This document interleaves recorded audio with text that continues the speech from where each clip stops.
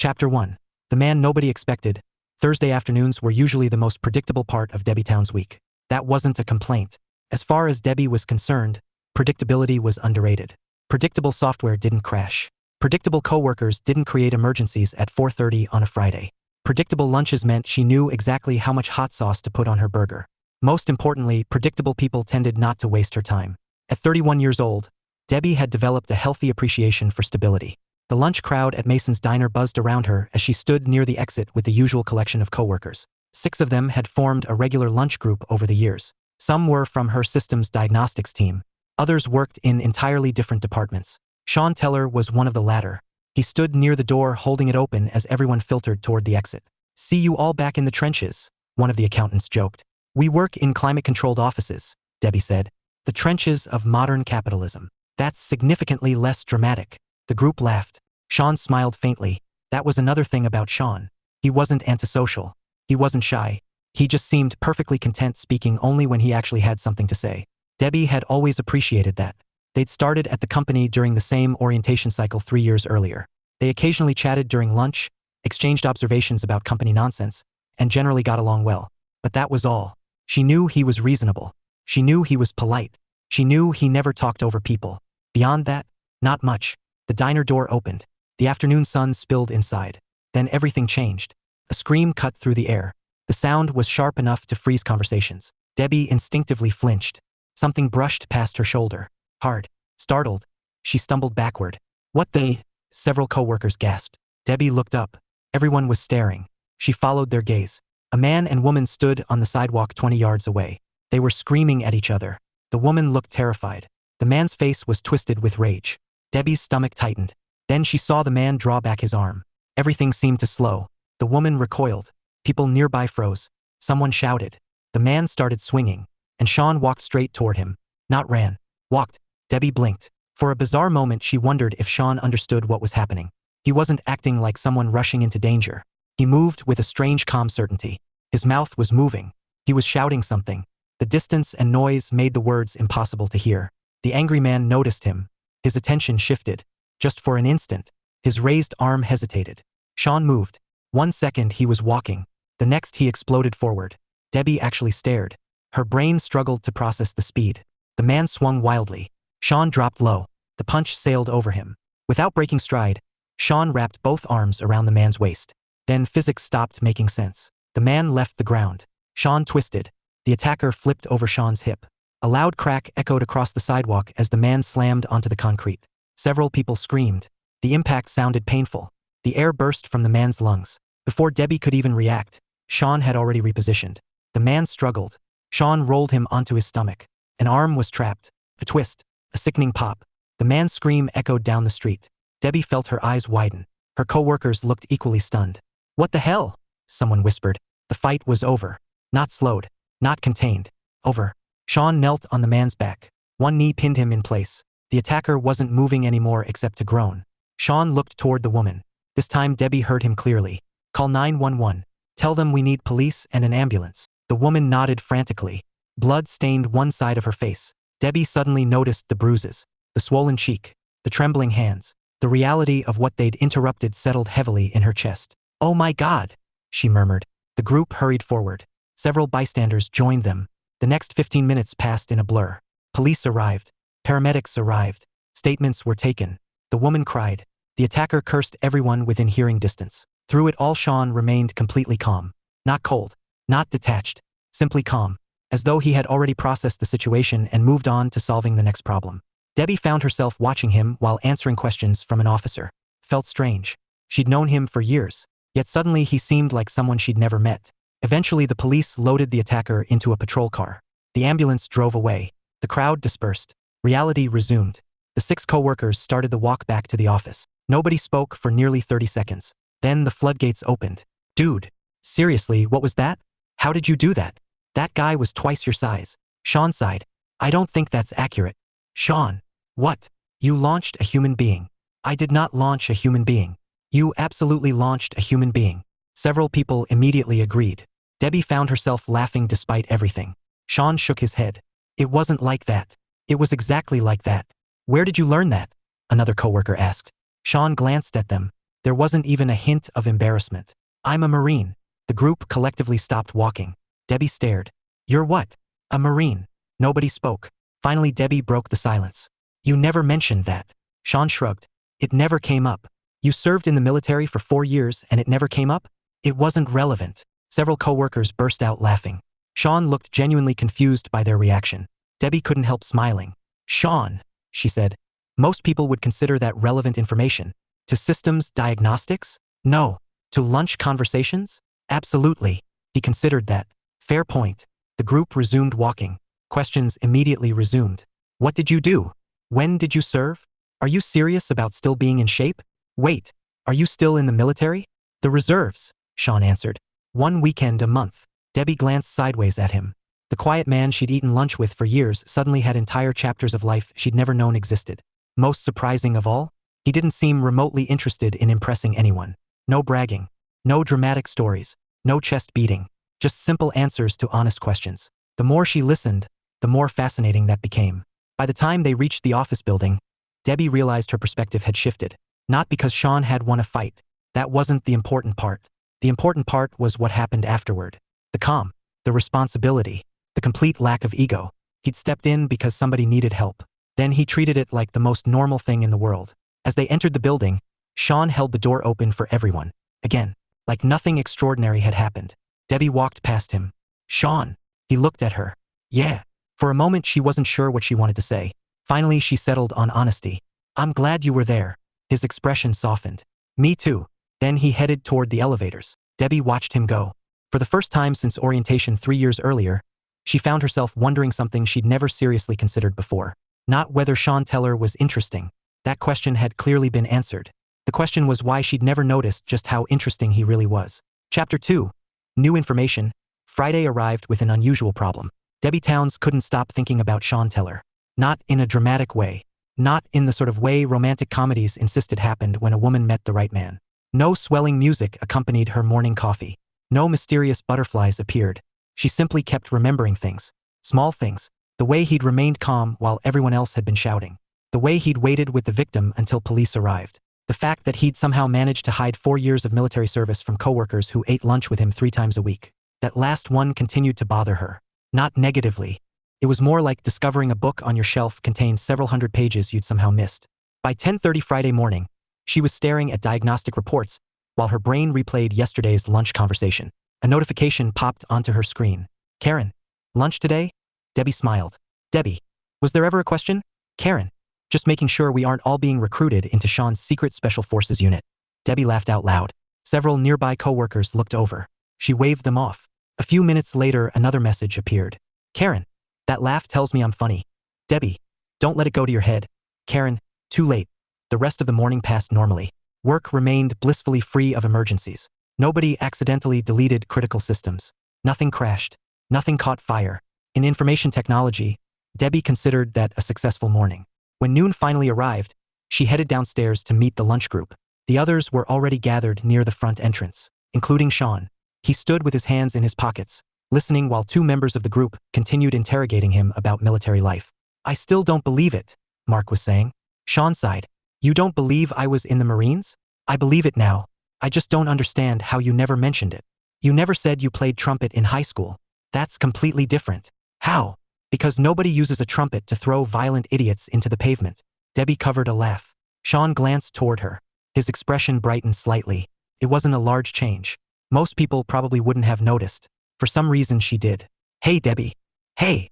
They started walking toward the diner. The conversation drifted to weekend plans. One person was helping family move. Another was attending a baseball game. Eventually somebody asked Sean what he was doing. Reserve training tomorrow morning, he said. Several people groaned sympathetically. That sounds awful. It's not. You enjoy waking up early on a Saturday? I enjoy being finished by lunch. You're a very strange man. Sean accepted this judgment without argument. Debbie found herself smiling again. She was beginning to suspect Sean possessed a subtle sense of humor that most people missed because he delivered everything with the exact same expression. The realization made him easier to talk to. Lunch itself was uneventful. At least at first. The group had just sat down when Karen pointed toward Debbie. There she goes. Debbie blinked. There who goes? The biggest geek at the table. What did I do? Karen pointed toward Debbie's t-shirt beneath her open office cardigan. A stylized spaceship was printed across the front. Oh, Sean looked over. His eyes narrowed slightly in recognition. Is that the Normandy? Debbie immediately sat up straighter. From Mass Effect? Yeah. Yes. Sean nodded approvingly. Good game. Debbie stared. You've played Mass Effect? Several times. Mark groaned. Oh no. What? Debbie asked. The geeks found each other. We've known each other for 3 years. Not like this. Sean took a sip of iced tea. The second game was the best one. Debbie pointed at him. Correct. That's a strong opinion. It's the right opinion. Karen looked between them. Oh wow. What? You two are speaking fluent nerd. Debbie ignored her. Sean failed to ignore her. She's not wrong. That sparked 20 minutes of enthusiastic discussion. Mass Effect became science fiction movies. Science fiction movies became favorite television shows. Television shows became video games. To Debbie's growing surprise, Sean kept pace with every topic. Not just casually, passionately. He simply happened to be quieter about it. You liked The Expanse? She asked. It was fantastic. Finally. Sean tilted his head. People disagree with that? Constantly. They're wrong. There it is. There what is? The confidence. I'm not confident. You just declared everyone who disagrees with you wrong. Sean considered that. Fair point. The table burst into laughter. Debbie laughed hardest of all. By the end of lunch, she realized something unsettling. Talking with Sean was easy. Dangerously easy. Conversation flowed naturally. There were no awkward pauses. No need to filter herself. When she referenced obscure science fiction novels, he understood. When she complained about terrible movie adaptations, he shared the frustration. For years, she'd assumed they simply occupied different social circles within the larger lunch group. Apparently, they just never wandered into the right topics. The walk back to the office felt shorter than usual. Before entering the building, Sean glanced toward her. You going to the science fiction movie marathon next month? Debbie blinked. The one at the Grandview Theater? Yeah. I was thinking about it. So was I. The conversation paused. Neither seemed sure what to add next. Finally, Karen appeared between them like an aggressively cheerful ghost. You should both go. Debbie nearly rolled her eyes. Sean actually did. Karen looked delighted. I love this. You love literally everything, Debbie said. True. Inside the building, the group split toward their respective departments. Debbie headed for the elevator. Sean ended up beside her. For a moment, they found themselves alone. The elevator doors slid shut. Silence settled. Comfortable silence. Not awkward. Not forced. Just quiet. Sean broke it first. You seemed surprised earlier. About what? The games and movies. I was. Why? Debbie shrugged. I don't know. You don't really advertise it. You don't either. That's different. How? She opened her mouth. Nothing came out. A second later, she laughed. Okay, maybe that's fair. The elevator reached her floor. The doors opened. She stepped out, then paused. Looking back, she found Sean watching her. Have a good weekend, she said. You too. The doors slid closed. Debbie stood there for a moment before heading toward her office. For the rest of the afternoon, she found herself distracted. Not by fantasies. Not by romance. By possibilities. 3 years. 3 full years she'd known Sean. Or thought she had. Now she kept discovering new pieces of him. The veteran. The science fiction fan. The gamer.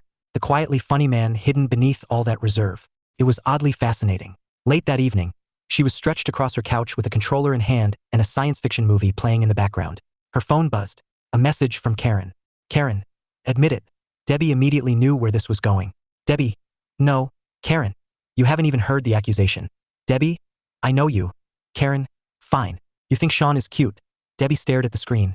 Then she laughed. A few years ago, she might have denied it automatically. She was old enough now to be honest with herself. The truth wasn't complicated. Sean was attractive. He was kind, intelligent, funny in a way she hadn't fully appreciated before. Those observations weren't criminal. They also didn't mean anything. Not yet. She typed her response. Debbie. I think Sean is interesting. 3 dots appeared instantly. Karen. That's not a denial. Debbie rolled her eyes. Then she set down the phone without answering. Because Karen didn't need encouragement. And because Debbie wasn't ready to decide what she thought about Sean Teller. She only knew one thing for certain. Yesterday she had viewed him as a pleasant coworker. Today she was looking forward to Monday. And that felt like new information. Chapter 3. The Accidental Invitation. Sean Teller generally considered himself a patient man. The Marines had taught patience. Reserve duty reinforced it. Corporate life practically required it. None of those experiences, however, had prepared him for discovering that Debbie Towns was exactly as much of a geek as he was. 3 years. They had known each other for 3 years. 3 years of lunches, occasional conversations, and company events. And somehow neither of them had figured out they were interested in nearly all the same things. Sean found that mildly ridiculous. Monday morning arrived with the usual collection of emails and reports. He was reviewing documentation when his attention drifted, specifically, toward the memory of Friday's conversation. Mass Effect, science fiction novels, movies, television series. The discussion had felt effortless. Most people tolerated his hobbies. Debbie actively enjoyed them. That was uncommon. His phone buzzed, a text message. His younger sister, Mom, asked if you're coming over Sunday. Sean sighed. A second message arrived immediately. That's a yes whether you like it or not. He typed a response. Please tell Mom I'm an adult. The reply came instantly. No. Sean smiled despite himself, then returned his attention to work, or attempted to. Around noon he joined the lunch group in the lobby. Debbie arrived a minute later. A familiar cardigan, dark hair pulled back, coffee in hand despite it being lunch. She spotted the group and headed toward them. Sean noticed something surprising. He was glad she was there. The realization wasn't dramatic, just honest. She made conversations more interesting. That was all. At least that's what he told himself. The group started toward the diner. Karen immediately launched into a story involving her neighbor and a runaway lawn ornament. Nobody understood how a lawn flamingo could travel 3 houses overnight. The mystery remained unsolved. By the time they reached their table, everyone was laughing. Well, everyone except Sean. According to long-standing accusations from coworkers, he wasn't expressive enough to qualify as normal laughter. Debbie disagreed. She'd once informed him that smiling counted. Sean appreciated that. Halfway through lunch, the conversation shifted toward weekend entertainment. Mark complained about movie ticket prices. Karen complained about streaming services. Debbie complained about terrible remakes. Sean agreed with that one. Some films deserve to be left alone. They keep trying to improve things that were already good, Debbie said. Because nostalgia makes money. That doesn't make it a good idea. No disagreement there. She pointed triumphantly. See? He understands. That's always concerning. Debbie laughed. The sound pulled his attention for a second longer than intended. He realized he was staring. Fortunately, everyone else was busy arguing about movies. Sean looked away. Interesting. That wasn't a mistake he usually made. Lunch ended. Everyone returned to work. The rest of the afternoon passed uneventfully. By Wednesday, however, Sean had accepted an increasingly obvious fact. He enjoyed talking to Debbie, enough that he found himself looking forward to lunch. That seemed reasonable. There was no hidden meaning. People were allowed to enjoy friendships. The fact that Debbie happened to be attractive wasn't particularly important. Plenty of attractive people existed. What interested him was her personality, her honesty, the way she never pretended enthusiasm for things she disliked, the way she treated people fairly, the confidence she carried without arrogance. Those qualities were much harder to find.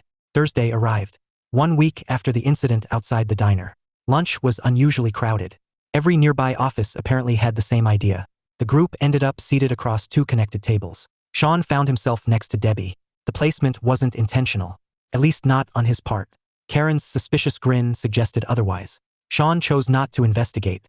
It was safer that way. The conversation eventually circled back toward science fiction. Speaking of terrible remakes, Debbie said, the convention is next weekend. Sean looked up. The Dallas Sci-Fi Expo? Yeah. You go to that? Most years. That surprised him. I've gone twice. Debbie blinked. You've gone. Why does everyone sound shocked when they learn things about me? Because you're weirdly private. I'm not private. Several people at the table burst out laughing. Debbie nearly choked on her drink. Sean waited patiently. What? He asked. Sean. Yes. Last week we found out you were a Marine. Okay. After 3 years. Still not seeing your point. The table laughed again. Sean finally surrendered. Fine. Continue. Thank you. She grinned. Sean found himself smiling back. The conversation resumed. What days are you going? He asked. Saturday. Same. Seriously. Yes. For a moment neither said anything. The coincidence felt almost improbable. Then Debbie shrugged. At this point I shouldn't be surprised anymore. About. Finding out we apparently like all the same things. Not all the same things. She narrowed her eyes. Name one. Sean considered. Coffee. I like coffee. You drink coffee. That's the same thing. No. It absolutely is not. Sean shook his head. You consume coffee at a medically concerning rate. That's slander. It's observable fact. Karen raised a hand. For the record, Sean is right. Debbie looked betrayed. ET2. The table dissolved into laughter. Sean enjoyed the rest of the meal far more than he probably should have.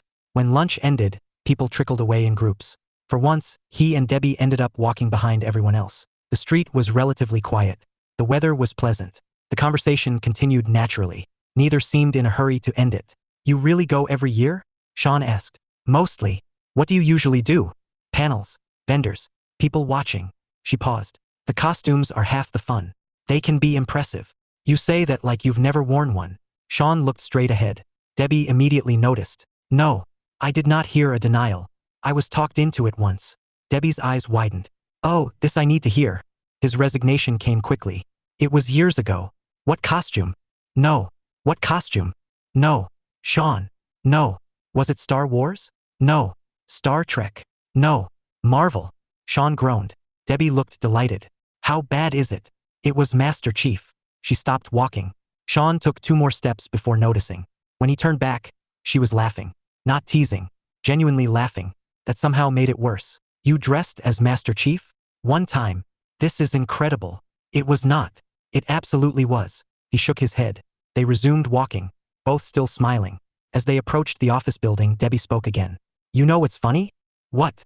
We keep accidentally finding ourselves at the same events. Sean considered that.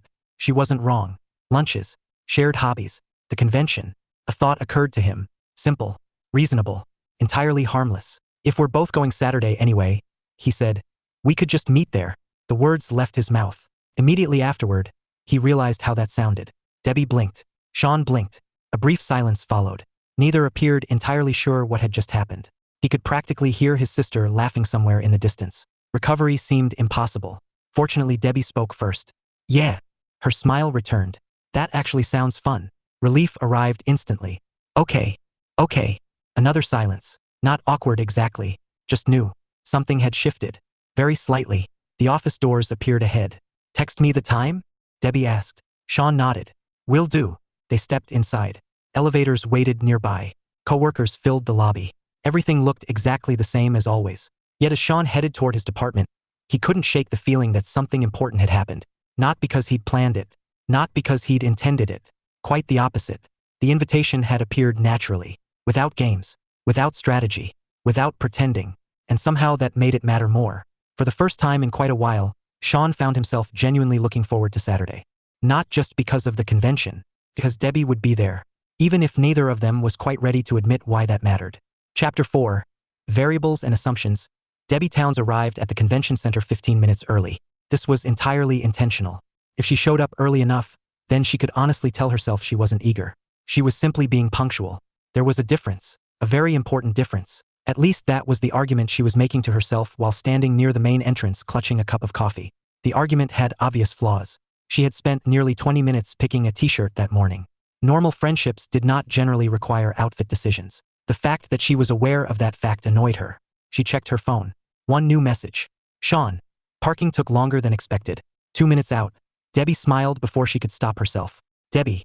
Somehow you've become the person who arrives late. His response arrived almost immediately. Sean. Unfounded accusations. A minute later she spotted him crossing the parking lot. For a moment she almost didn't recognize him. Not because he looked radically different.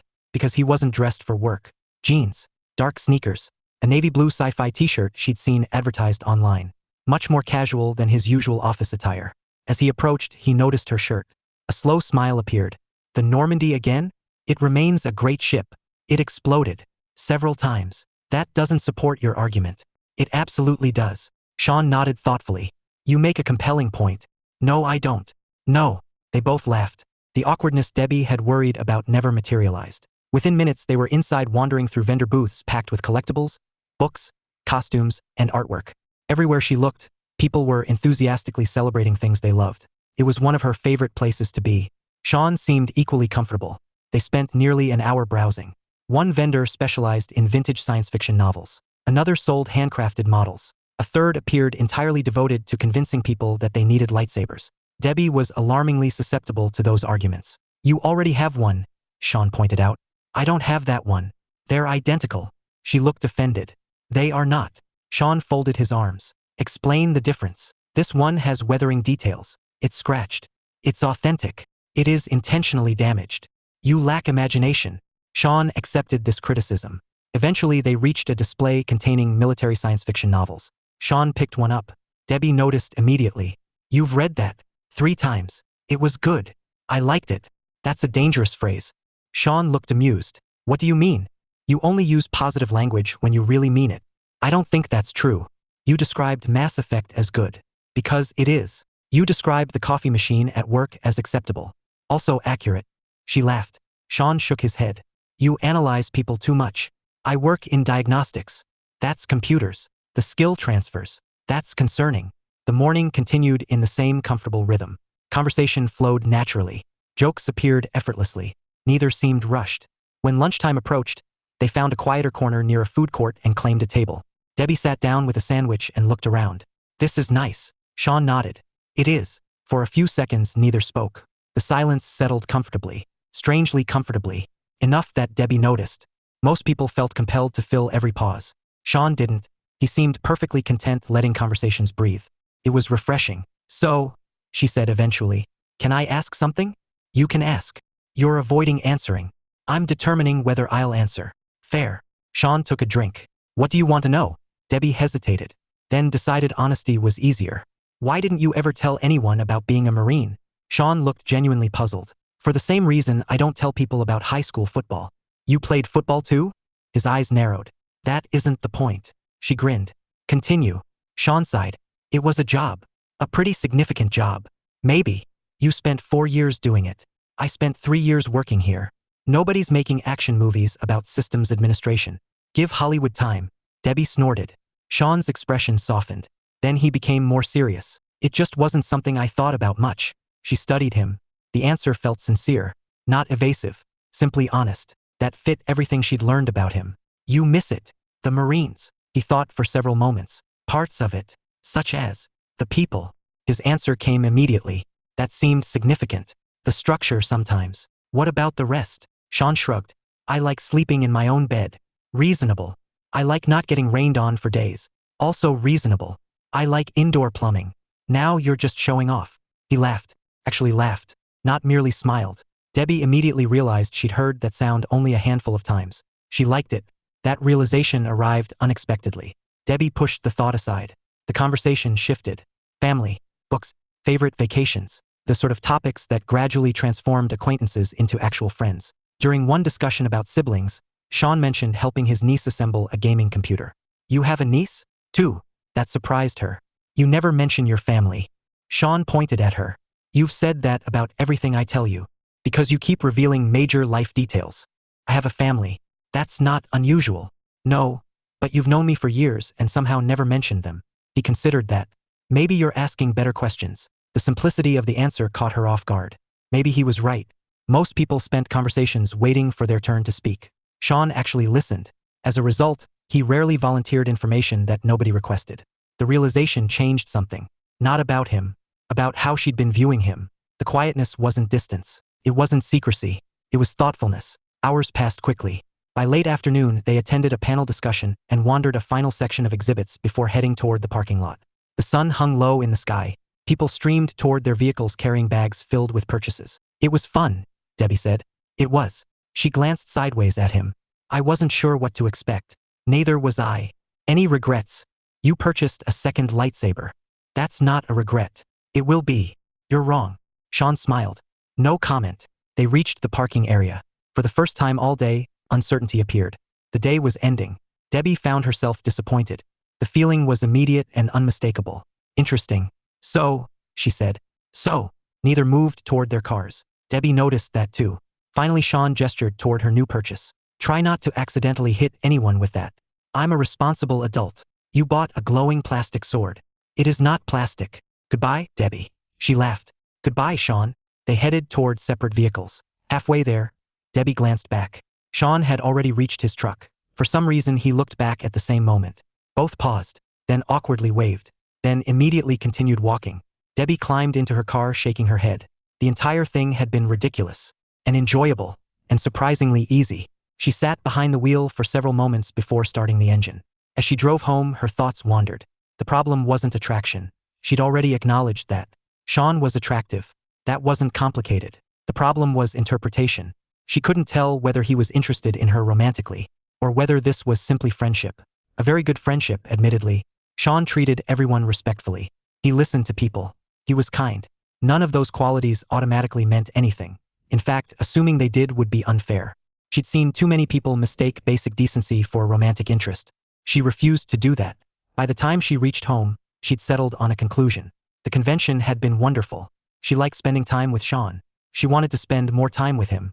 Beyond that, no assumptions, no guessing, no imaginary signals, just reality.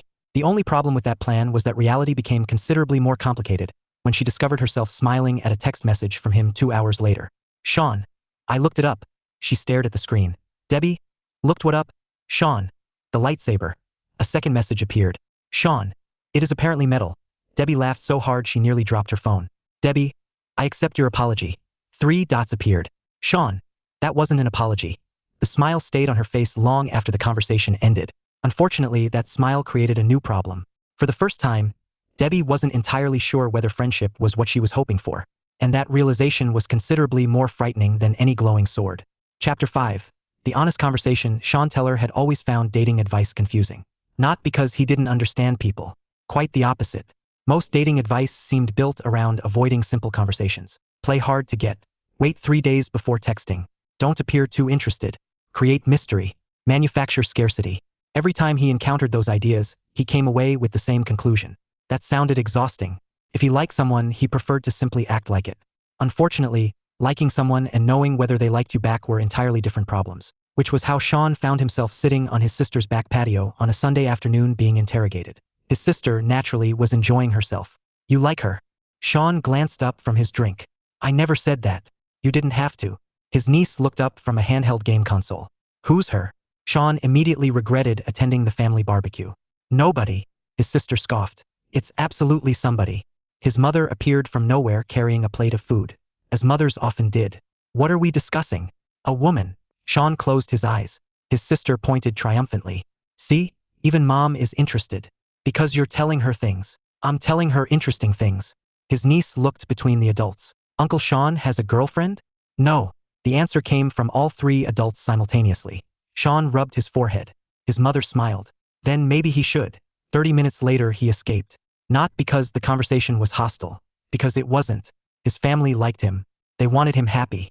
Unfortunately, that also meant they possessed absolutely no respect for his privacy. The drive home gave him time to think, which wasn't necessarily an improvement. Debbie occupied a concerning amount of mental space these days. The convention had made things worse, or perhaps clearer. He wasn't entirely sure. Before that Saturday, there had been uncertainty. Afterward, less so. He enjoyed her company. He admired her intelligence. He liked her sense of humor. He respected the way she approached life. Most importantly, he trusted her. That last one mattered more than people realized. Trust wasn't instant. It was earned. Debbie had earned it. The question wasn't how he felt. The question was whether she felt anything similar. And that answer remained elusive. The following week passed quickly. Lunches continued. Conversations continued. Text messages appeared more frequently. Nothing dramatic. A joke about terrible science fiction movies. A picture of a malfunctioning office coffee machine. An ongoing argument regarding the proper ranking of various spaceship captains. Normal things. Things that somehow mattered. By Thursday evening, Sean had accepted a frustrating reality. He wasn't getting clearer answers. If anything, he was collecting contradictory evidence. Some days Debbie seemed interested. Other days she treated him exactly as she'd always treated him. Neither interpretation felt reliable, which led him to a simple conclusion. He would ask. Not immediately, not recklessly, but directly. The idea was oddly calming. By Friday, he'd settled on a plan.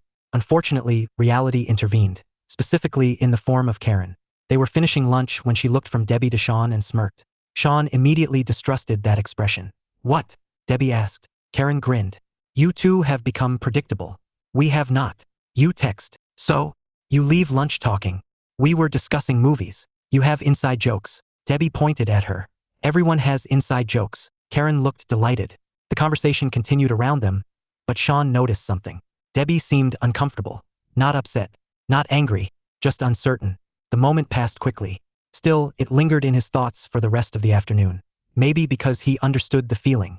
Neither of them treated work like a dating service. Neither wanted unnecessary drama. If there was something developing between them, it needed clarity. Not assumptions. Not speculation. Clarity. That evening he sent a text. Sean, you busy tomorrow? 3 dots appeared. Then disappeared. Then returned. Debbie, depends. Sean, helpful. Debbie, I try. Sean smiled. Sean, lunch? The response came quickly. Debbie, sure. Saturday afternoon found them sitting on the patio of a local restaurant. Unlike the convention, there were no distractions. No crowds. No exhibits. just conversation. The realization made Sean slightly nervous. An unusual feeling. He preferred straightforward situations. This one felt important. Fortunately, Debbie seemed relaxed. They talked through lunch, technology, books, family stories. The conversation never stalled. Eventually, however, there was a pause. Not uncomfortable, just quiet. Sean set down his drink. He made a decision. Can I ask you something? Debbie looked curious. Sure. Are you dating anyone? The question escaped cleanly. Direct, simple. Debbie blinked, then laughed softly. I wondered when that question was coming. Interesting. When it became obvious we were spending time together? Around then. Sean nodded. Fair. The corner of her mouth twitched. No, I'm not dating anyone.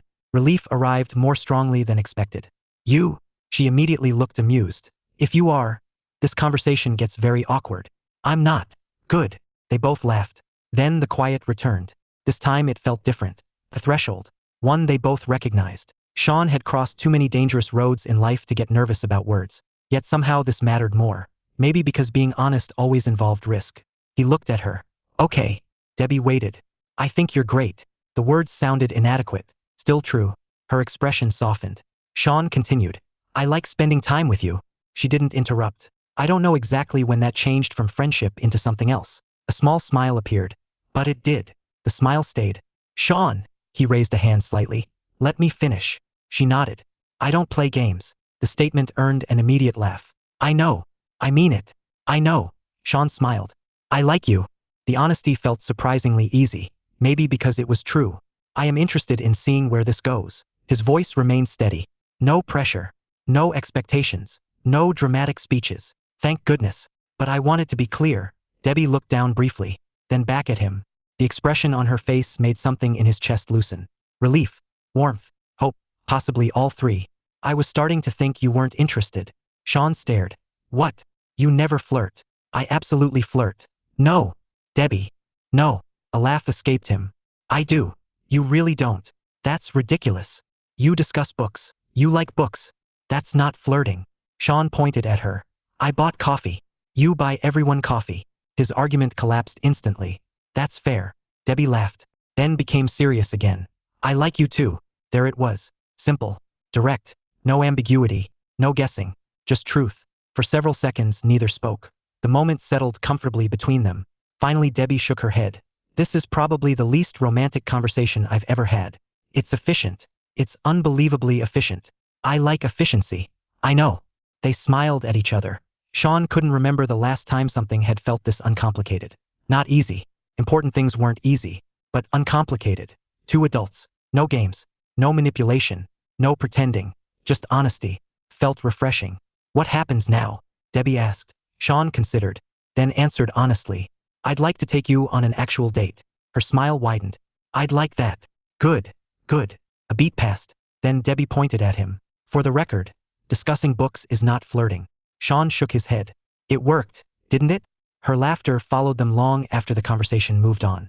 And for the first time since he'd met her 3 years earlier, Sean found himself grateful that sometimes the best solution to a problem was simply asking the question. Chapter 6. No games. Debbie Towns had dated enough people to know when something felt different. Not perfect. Not magical. Certainly not effortless. Different. 3 weeks after her conversation with Sean, she found herself sitting across from him at a small Italian restaurant trying to identify exactly why. The answer eventually arrived. She trusted him. That was it. Not just with big things. With little things. She trusted him to show up when he said he would. She trusted him to mean what he said. She trusted him not to spend days decoding emotional riddles that could have been resolved with a sentence. The realization was surprisingly significant. Her last relationship had contained enough mixed signals to qualify as military encryption. Sean, by comparison, communicated like a normal human being. It was refreshing. Possibly addictive. You're staring. Debbie blinked. Sean looked mildly amused over the top of his menu. What? You're thinking. You always know when I'm thinking. You get a specific look. That caught her attention. I do not. You do. No. You absolutely do. Debbie narrowed her eyes. What look? Sean considered carefully. The one where you're mentally troubleshooting reality. She hated how accurate that sounded. That's not a look. It is. You made that up. I didn't. You did. Sean smiled. There it is. Unfortunately, she laughed, which made arguing impossible. The waitress arrived and interrupted further discussion. After ordering, The conversation drifted toward more comfortable topics. Work remained strictly off limits. That had been a mutual decision. Neither wanted their professional lives swallowed by their personal relationship. Work was work. Dating was dating. The separation kept things simple. So, Sean said after a while, Karen thinks she's responsible for this. Debbie groaned. Of course she does. Apparently she was dropping hints. Karen drops hints about everything. That's true. Last week she hinted that I should adopt a goat. Sean nodded. She mentioned that. You discussed the goat idea? I was curious. Debbie laughed so hard she nearly spilled her drink. The image of Sean seriously evaluating livestock ownership was ridiculous, and somehow believable. Their food arrived. Conversation continued uninterrupted. The ease between them still surprised her sometimes. Not because they lacked differences. They had plenty. Sean was more reserved. She was more social. He preferred planning. She preferred flexibility. What surprised her was how little effort it took to understand each other. Nobody was pretending. Nobody was performing. She hadn't realized how exhausting performance could be until she stopped doing it. That thought lingered. Unfortunately, it led directly toward memories she preferred avoiding. Apparently Sean noticed the shift in her expression. You okay? The question was gentle, simple, not demanding, just concerned. Debbie looked down at her plate, then sighed. Yeah. A pause. Mostly. Sean waited.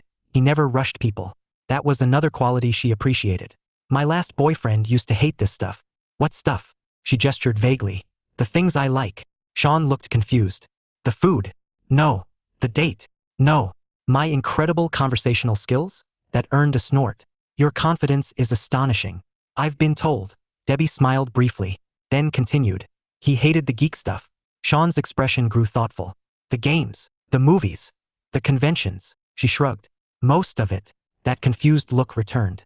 Not judgment, actual confusion, as though the concept made no sense. Why date a person if you don't like who they are? Debbie stared. The question was so immediate, so sincere, so completely free of manipulation.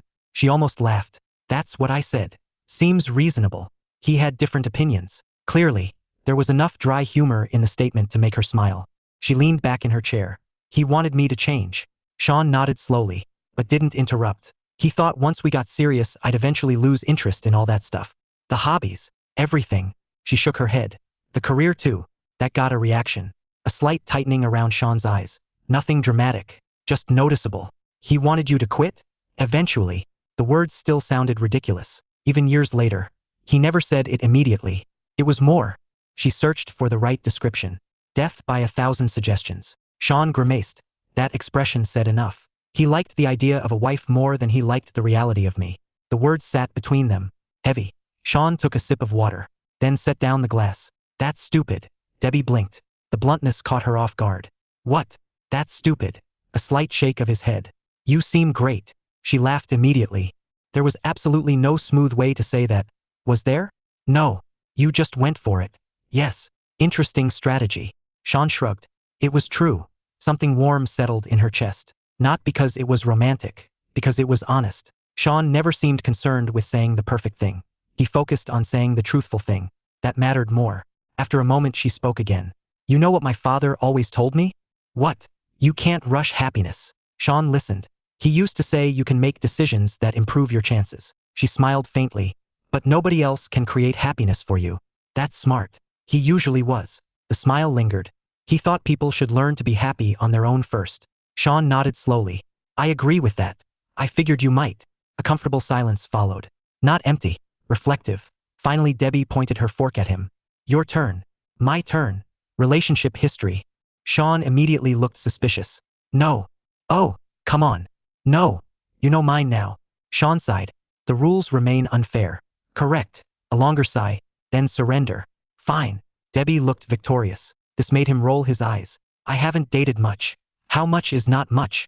3 serious relationships. Her eyebrows lifted. That was fewer than she expected. What happened? The usual things. Which means? Sean considered, then answered honestly. Wrong fit. That sounded familiar. One wanted someone more exciting. I cannot imagine that criticism. He pointed at her. Mocking me undermines the interview. Continue. A reluctant smile crossed his face. One moved across the country. Fair. The last one wanted children immediately.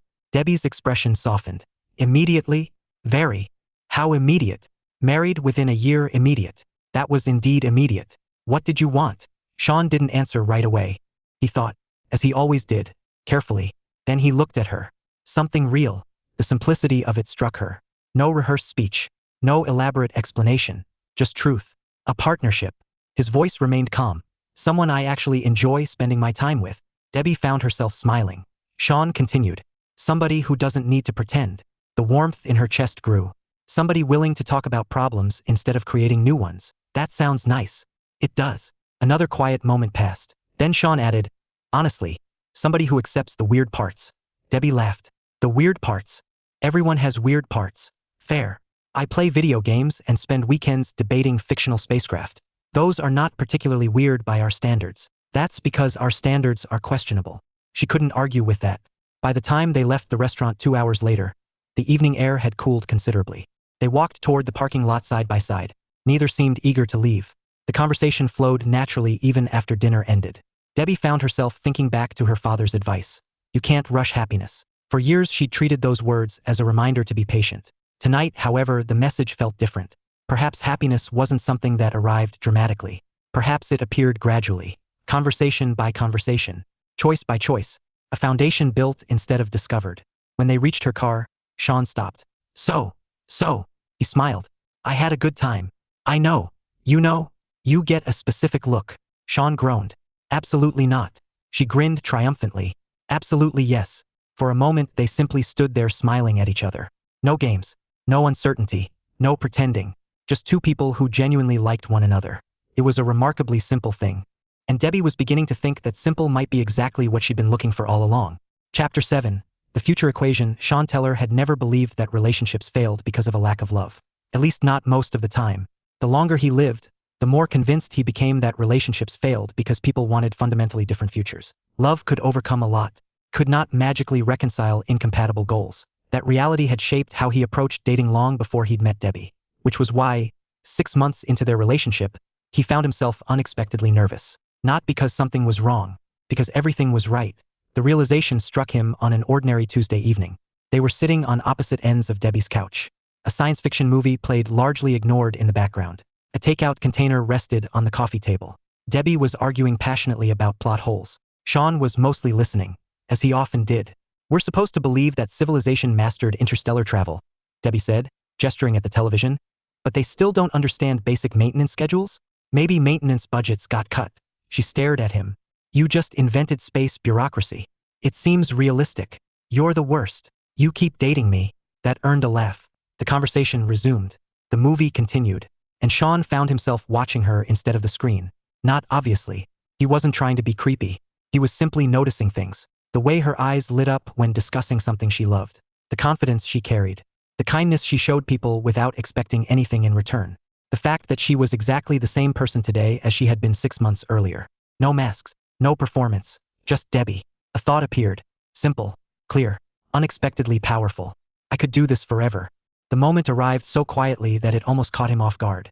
No dramatic revelation. Just certainty. The sort that settled deeply and refused to move. Unfortunately, certainty created a problem. Because once he admitted that truth to himself, a second question followed immediately. Did Debbie feel the same? The issue lingered for several weeks. Not because Sean avoided difficult conversations. He didn't. The challenge was timing. Relationships weren't software projects. You couldn't simply schedule discussions called future planning meeting. Well, you probably could. Debbie would likely find it hilarious. Still, the subject deserved more care than that. Then fate intervened. In the form of Karen. Again. The lunch group was finishing a meal when Karen casually announced her engagement. The table immediately erupted. Congratulations. Questions. Excitement. Phone pictures. The usual sequence. Sean offered sincere congratulations. Karen looked delighted. Mark examined the ring. Several people requested details. Debbie happily joined the celebration. Everything seemed normal. Then somebody asked the dangerous question. How long have you two been together? 3 years, Karen replied. The table reacted with appropriate approval. Then another coworker laughed. So who's next? Sean immediately knew where this was going. Unfortunately, so did Debbie. The entire lunch table turned toward them. Oh, absolutely not, Debbie said. Karen looked innocent. Nobody believed her. What? Karen asked. You know exactly what. I said nothing. You weaponized silence. Sean laughed. Debbie pointed accusingly. Don't encourage her. The conversation moved on. The joke died. Everyone survived. Yet the subject lingered in Sean's thoughts. That evening, he found himself considering futures again. Marriage, commitment, long-term plans, all the conversations that eventually mattered. And the more he thought about them, the more one fact stood out. Nothing about those topics scared him. Not where Debbie was concerned. That seemed significant. The actual conflict arrived unexpectedly, as most real conflicts did. It happened during dinner at Sean's apartment 2 weeks later. They'd been discussing a friend's wedding. More specifically, a disastrous story involving a prenuptial agreement. According to the friend, arguments had nearly ended the engagement. Debbie frowned. I never understood why people get so emotional about that. Sean looked up. What do you mean? The agreement. She shrugged. It doesn't automatically mean somebody expects failure. Sean nodded. That seemed reasonable. If someone asked me to sign one, I'd want a lawyer to review it. Of course. But I wouldn't be offended. She reached for her drink. I'd want it fair. Same. The conversation should have ended there. Instead, something about it lingered. Debbie seemed thoughtful, distracted. Sean noticed. You okay? The question pulled her from her thoughts. Yeah. A brief pause. Mostly. Sean recognized that answer. It usually meant somebody wasn't okay yet wasn't sure how to explain why. He waited. Eventually Debbie sighed. This is going to sound ridiculous. It won't. It might. He smiled. It probably won't. A reluctant smile appeared, then faded. I think I'm afraid of being wrong. Sean listened. About us. The words surprised him. Not because they existed, because she'd said them out loud. Debbie looked down briefly. When my last relationship got serious, I ignored things. Her voice remained calm, thoughtful.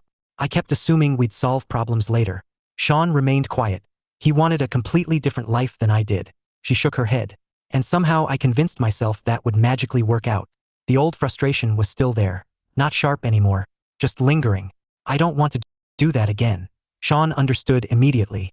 This wasn't really about the previous boyfriend. This was about trust, vulnerability, risk, the possibility of building something important and discovering years later that the foundation had cracks. A very reasonable fear.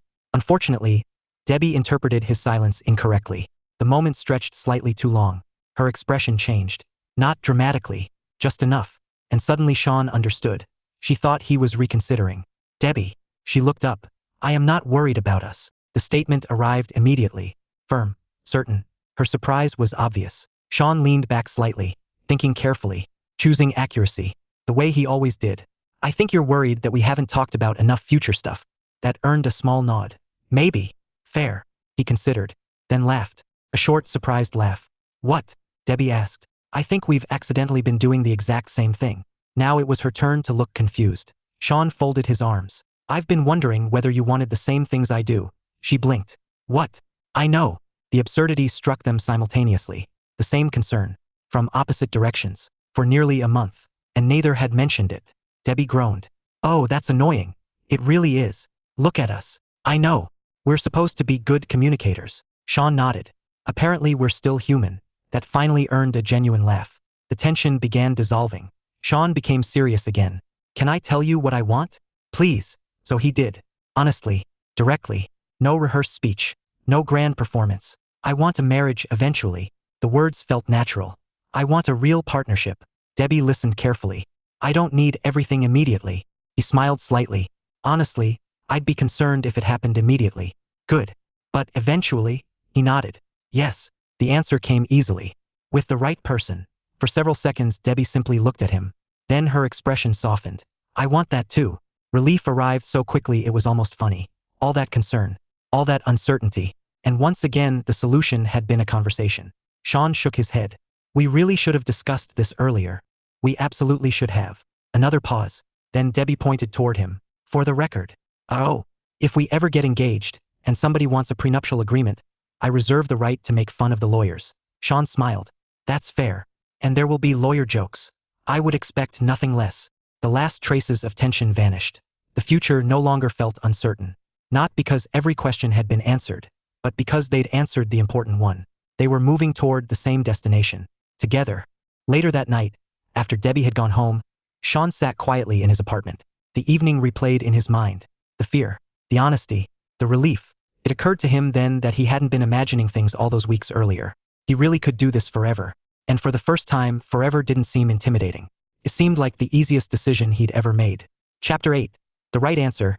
Debbie Towns should have known something was wrong when Sean volunteered to plan an entire Saturday. Not because Sean was incapable of planning.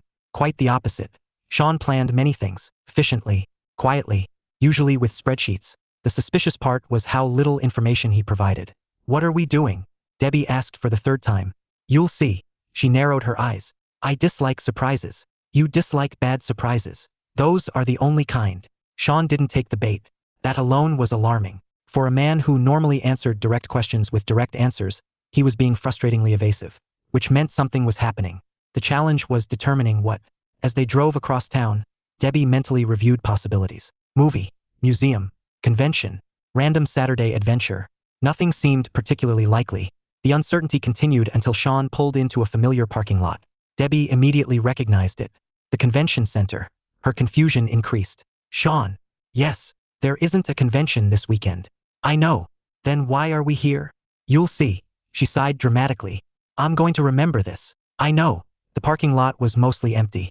The building itself appeared closed. Sean led her toward one of the side entrances. A security guard greeted him, which was somehow even stranger. The guard smiled. Afternoon. Thanks again. No problem. Sean guided Debbie through the doors. At this point she had stopped trying to guess. Clearly some elaborate madness was unfolding. The hallway beyond was quiet, peaceful. Nothing like the crowded conventions she remembered. Sean led her deeper into the building. Eventually they reached one of the larger exhibit halls. The doors were closed. Sean stopped, took a breath, then looked at her. The sudden seriousness immediately caught her attention. Sean. For the first time all afternoon he looked nervous. Actually nervous. The sight was rare enough to be startling. Then he opened the doors. Debbie stared.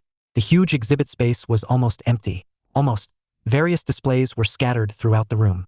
Photographs, prints, small objects, memorabilia, each arranged carefully, each somehow familiar. She stepped forward slowly. What is this? Sean smiled. A timeline. Confusion deepened. Then she reached the first display. Orientation badges. 2 copies. Their original company photographs. Debbie looked up sharply. Sean remained silent. The next display contained a photograph someone had taken at a company event years earlier. Their lunch group occupied a table. Sean and Debbie sat across from each other, both laughing. The image triggered an immediate memory. Oh my God. A few more steps. Another display. A printed photo from the science fiction convention where everything had changed. Another. A movie ticket. Another. Pictures from dates, game nights, family gatherings, holiday parties. Moments. Not dramatic milestones. Moments. The collection stretched farther into the room. Years of shared history arranged like a story. Debbie moved slowly, taking everything in. By the midpoint she was already emotional. By the end she was struggling not to cry. The final display stood alone. A framed photograph. One of her favorites, taken by Karen during a group outing. Neither of them had realized the picture was being taken. Sean was saying something. Debbie was laughing. Both looked completely happy. A small plaque rested beneath the photograph. Contained a single sentence. My favorite part of every memory is you. Debbie covered her mouth. For several seconds she couldn't speak. Then she heard footsteps. She turned. Sean was walking toward her. Slowly, calmly, nervously. The combination somehow made her love him even more. He stopped a few feet away. For once, neither of them joked. Neither looked away. The moment was too important. Sean took a breath. You know, he said quietly. For someone who works in diagnostics, you changed a lot of assumptions. A laugh escaped despite the tears forming in her eyes. That is a terrible opening line. I know. It really is. I spent 3 hours rewriting it. That made her laugh harder. Some things never changed. Sean smiled, then became serious again. When we met, I thought I knew exactly what my life would look like. His voice remained steady. I had plans. She nodded. So had she. Then one lunch turned into conversations. His smile returned. Then conversations became dates. Some very awkward dates. The best kind. They absolutely were not. Sean ignored that. And somewhere along the way, his gaze held hers. You became the person I want to tell things to first. The tears finally escaped. Debbie didn't even try to stop them. You became the person whose opinion matters most. His voice softened. The person I trust. The person I respect. The person I love. The room seemed very quiet. Very still. Sean reached into his pocket. Debbie laughed through her tears. Oh, now we're doing this. We are. Good. That actually surprised him. You know what's happening? Sean. She gestured around the exhibit hall. You built a relationship museum. Fair. I caught on. His laugh echoed through the room. Then he knelt. Just like that. No theatrics. No audience. No dramatic music. Just Sean. Honest as always. Debbie Towns. Her eyes immediately filled again. This is the easiest important decision I've ever made. His hand opened. The ring caught the light. Simple. Elegant. Perfect. I love who you are. No performance. No impossible promises. Just truth. I love your intelligence. Your kindness. Your stubbornness. I'm not stubborn. You absolutely are. She laughed. He smiled. Then continued. I love that you're completely yourself. His voice grew softer. You taught me that the right person doesn't make life complicated. The words settled deeply, because they were true. For both of them. Sean looked directly at her. Will you marry me? The answer arrived instantly. There wasn't even a moment of doubt. Not because life was predictable. Not because the future came with guarantees. But because she'd never trusted anyone more. Yes. His smile appeared immediately. Yes. Yes. Just confirming. You diagnostic checked the proposal? I wanted reliable data. Debbie laughed and cried simultaneously. Get up here. Sean stood. She kissed him before he fully regained his balance. Somewhere in the distance, applause erupted. Both froze, then turned. An entire collection of familiar faces emerged from behind exhibits. Co-workers, friends, family. Karen was crying openly. Mark looked smug. Sean's mother appeared delighted. His sister looked victorious. You knew, Debbie demanded. Karen pointed at herself. I helped. Of course you did. I consider this my finest achievement. The room filled with laughter. Sean slipped the ring onto Debbie's finger. She immediately looked down at it, then back at him, then at all the people who cared about them. The strange thing was that the proposal itself hadn't been the most meaningful part. Not really. The most meaningful part was everything that came before it. The lunches, the conversations, the honesty, the friendship, the choice they kept making every day. Her father had always said you couldn't rush happiness. Standing there with Sean's hand in hers, Debbie finally understood something else. Sometimes happiness wasn't waiting somewhere in the future. Sometimes it arrived gradually, while you were busy building a life with the right person. And when you looked back, you realized it had been there all along. Epilogue. Several years later, Saturday mornings had become competitive. This was unfortunate. Mostly because Debbie Townsteller was losing. That is absolutely cheating. Across the living room, Sean looked up from his controller. I am literally following the rules. The rules were poorly designed. You designed the rules. Exactly. Sean nodded. Sounds like a problem. Debbie threw a throw pillow at him. He caught it without looking. This only made the situation worse. From the kitchen, a familiar voice laughed. Karen, now a regular visitor and self-appointed guardian of everyone's social lives, appeared carrying 3 mugs of coffee. I leave for 30 seconds and you're fighting again. We're not fighting. We're debating. Karen handed out coffee. About. Debbie pointed accusingly. He has discovered a strategy. So, it works. Karen looked at Sean. That does sound like something he'd do. Sean accepted his coffee. Thank you. They had been married for 3 years. Not much had changed. At least not the important things. Debbie still worked in systems diagnostics. Sean still worked in the technology industry. The lunch group still met regularly, though careers and promotions had scattered them across different parts of the company. Karen remained impossible to discourage. Some constants simply endured. Debbie settled into the couch beside her husband. The familiar weight of his arm found its way around her shoulders naturally. Neither thought about it anymore. The gesture had become as routine as breathing. Comfortable. Easy. Home. Years earlier, Debbie would have found that surprising. Not because she doubted marriage. Because she doubted ease. Many people had treated relationships as constant work. Constant compromise. Constant conflict. The reality she discovered with Sean was different. Relationships required effort. Absolutely. But the effort was aimed toward building something together. Not surviving each other. Her phone buzzed.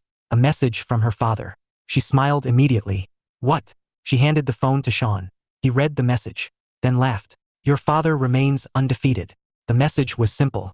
Remember, you still can't rush happiness. Hope you're making your own. Debbie shook her head. How does he always know when to send these? Parent powers. Terrifying. Sean nodded.